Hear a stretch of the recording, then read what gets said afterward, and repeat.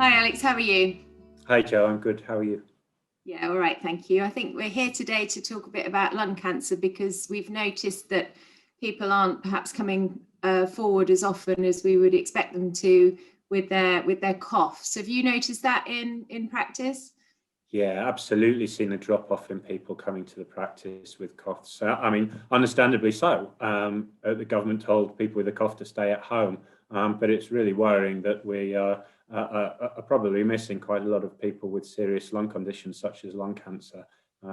Yeah, it's been some worrying times at the moment with COVID. Yeah, and we've noticed, I think, as well that the lung cancer diagnosis rates in hospitals have also dropped off. So that probably is a reflection of the fact that people aren't coming forward to primary care with their symptoms, and certainly perhaps not early enough as well, because they're assuming that their cough is related to COVID, whereas actually, of course, if it's a persistent cough, that it goes on for a period of time, even after they've had COVID, or even if they haven't had COVID, that's something that would ring alarm bells potentially for needing further investigations. Absolutely. No, I completely second that. It's the persistent nature of the cough. If it's ongoing for over 3 weeks, and maybe you've got other symptoms, maybe you've seen a bit of blood when you cough, or maybe you've lost a bit of weight, or maybe you've got another lung condition and getting a bit more breathless. But those are the features that absolutely give your GP a call, make an appointment. I think some of those people are probably not coming down, aren't they? Because they're worried. They've seen the news every day about the NHS being so busy, and they don't want to burden us.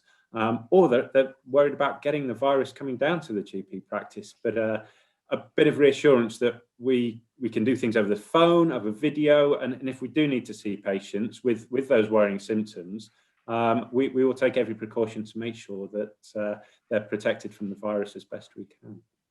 Yeah, and I think reassuring people that we are actually open, because I think just perhaps because the doors of practices are shut at the moment, because people aren't able to just walk in and out for obvious reasons, for COVID reasons.